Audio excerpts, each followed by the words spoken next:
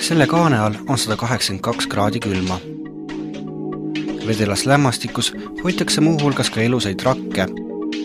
See siin ei ole mingi hiiglaslik hoone paljude töötajatega, selle koha suurus tuleneb milleskist muust.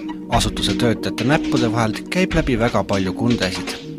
Neid on tänaseks üle 20 000. Tartu Ülikooli Eesti geenivaramu direktor Andres Metspalu ja laborijuhataja Dagni Krinka näitavad selle piduliku sündmuse puhul kohta, kuhu loodetakse 4 aastaga koguda 100 000 Eesti inimese geenid ja mille ülalpidamine maksab aastas 30 miljonit krooni.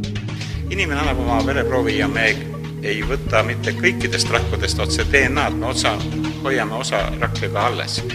Külmetame nad ilusti maha niimoodi, et nende eluvõime säilib. Sel hetkel on maailmas väga suur lootus, et nende rakutuumade kasutamiseks võib-olla tekivad võimalused siin 10-20 aasta pärast. Ja siis on geenidoonorid, et see noores eas antud rakutuum, kus mutatsioone ei ole enam edasi toimunud, sest nad ei paljune seal lämmastikus. Kõik seisab nii, nagu ta täna selle andis selle vereproovi, nii see rakutuum seal seisab.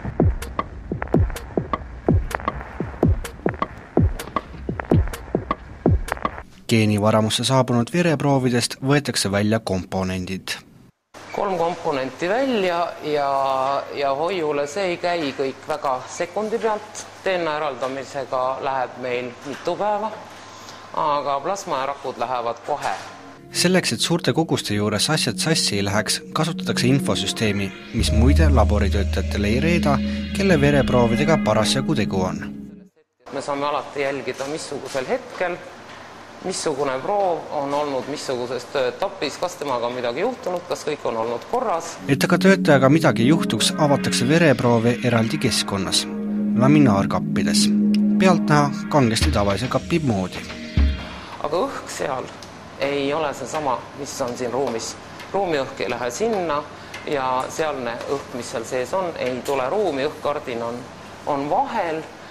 Inimene võib olla haige, kes selle proovi annab, võib olla terve, tal võib olla mõni viirus, tal võib olla mõni retroviirus, tal võib olla mõni bakteriargunud geenidoonorid solvugu. Geenidoonorid peavad aga arvestama sellega, et isegi kui nende veres peaks midagi ohtlikku leiduma, siis geenivaramult ta selle kohta infot ei saa. Varamu ülesanne on andmeid koguda, see pole diagnostikakeskus. Tulevikus, kui geneetika areng võimaldab, võib inimene arstidelt ka geenivaramule antud proovide abil üht-teist teada saada. Igal inimesel on õigus teada või mitte teada, mis on tema kohta avastatud ja kui see aeg kätte tuleb, siis on inimesel õigus otsustada, kas ta üldse tahab kuulda, mis tema kohta on avastatud või ta eelistab seda mitte teada. Näiteks on koostöös teiste Euroopa geenivaramudega selgunud palju erinevad eestlased geneetiliselt lätlastest või sakslastest. Nüüd uuritakse, kui palju erinevad haiged tervetest. Järgmises ruumis käib DNA eraldamine. Ja DNA niiti on kusjuures võimalik näha isegi palja silmaga. Näete, see on nüüd DNA. Ja kuna DNA on eraldatud meil miljonitest rakkudest, siis see DNA niit, mille me iga geenidoonori proovis saame, on suur. Kvaliteetne kraam ühe sõnaga.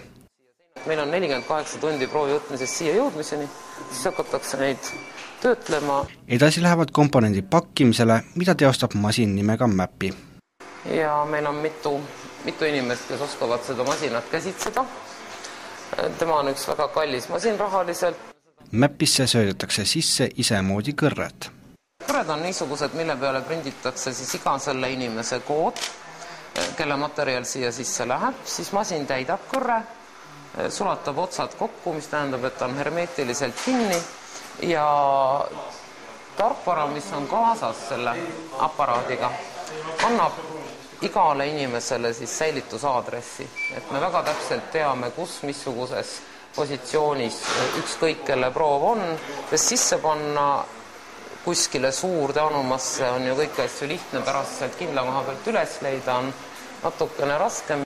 Aadres koosneb muuhulgas pinali ja peekri värvist ja lõpuks saab selle koduks suur tonnise täismassiga tünnilaadne anum, kus paljaste kättega surkida ei tohi. Ainuüksi lämmastiku aur on väga külm, vedellämmastik ise lööks aga käed kildudeks. Kui me saame 100 000 inimest kokku kogutud, siis me mahutame nad ära 20-sse niisugusse anumasse, see tähendab, et me ostame neid pidevalt juurde. Kui juba praegu uuritakse siia kogutud geenimaterjali abil viljatust, kõrgvererõhutõbe, immuunsüsteemi häireid ja muud, siis mida võib tuua tulevik? Näiteks, mis toimub 20 aasta pärast? Kõik, mis me täna suudame fantaseerida, see kõik juhtub palju varem.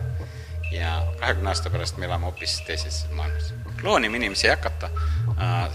Need fantaasiad on juba ammu nagu maha maetud, aga ma arvan, et inimesi ravitakse ja inimesed käituvad palju rohkem vastavalt selline, millisena nad on sündinud.